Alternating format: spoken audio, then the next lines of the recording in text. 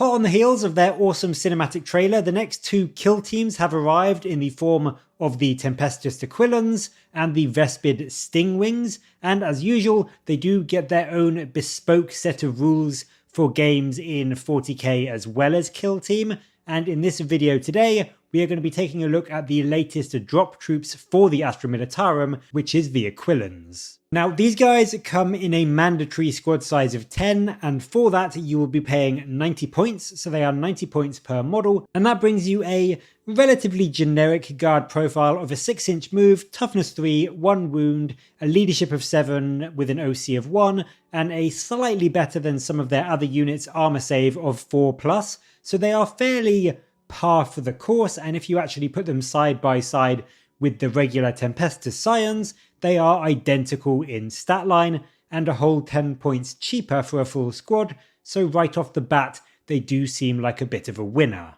But of course it is their weapons and their rules that we will really have to look at to see if they are worth it, and unlike the regular Scions Stormtrooper's ability, which lets them reroll hit rolls of 1 or all hit rolls against an enemy in range of an objective, the Aquilons play into the deep strike aspect of their abilities a bit more. Now, both the Aquilons and the regular Scions can deep strike, but the Aquilons get precision drop, which means they can be set up 3 inches away from enemies rather than the usual 9 inches. Now, as we've seen in other rules like this from some other armies in 10th edition, they do get the specification that they can't charge after that, but these guys aren't really a melee unit anyway, so that isn't a huge issue. What they do have is some fairly pokey firepower for their cost, so being able to get them really close and really up in the enemy's face and potentially around some tricky screens that your opponent may have put up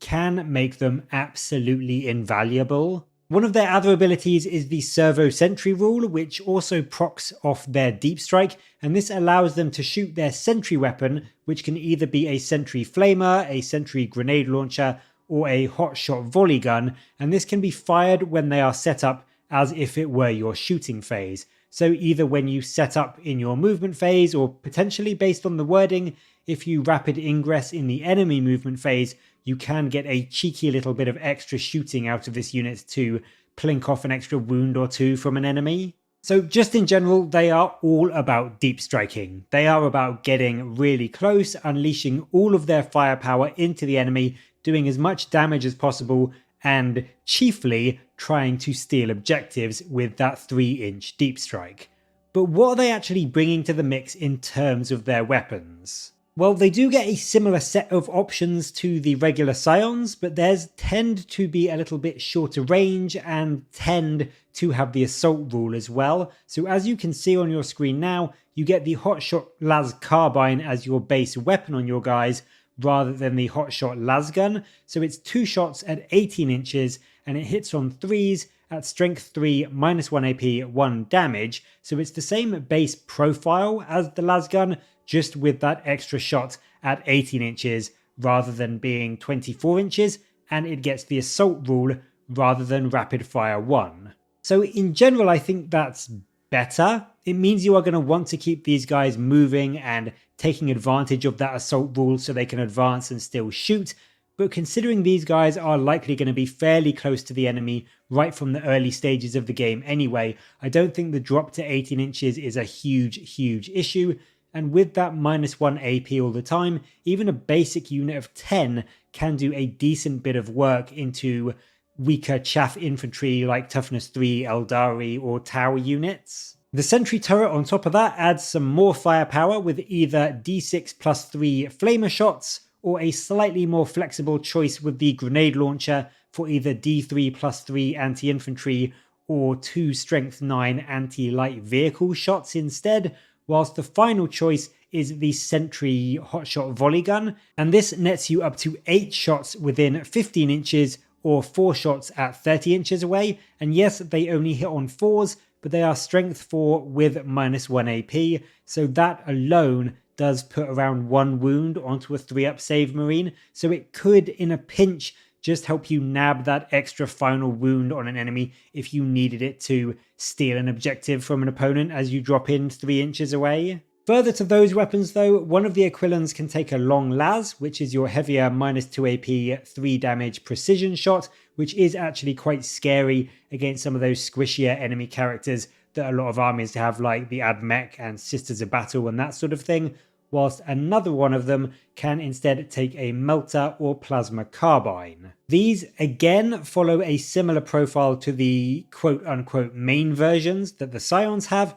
but with a slightly shorter range. The Plasma Carbine is 18 inches and the Melter Carbine is 10 inches, but they otherwise keep the same base profile and gain the assault rule. So again, it lets you advance around the board and still pour that firepower into your opponent. You do also get the Aquilon, who is the sergeant of the squad. He has a few options for some pistols and melee weapons. You can take things like a power weapon or a bolt pistol or a hot shot las pistol, as well as also you can put a few pistols on a few of the other Aquilons if you are expecting them to maybe get caught up in some ongoing melee fights and you want to shoot into the enemy with them. But for me personally, I would likely stick with as many las carbines as I possibly could, and then take the long las and the plasma or the melter option and just chuck a unit really close to an enemy that is sitting on an objective, try to shoot them off it, and basically just steal it for your own army.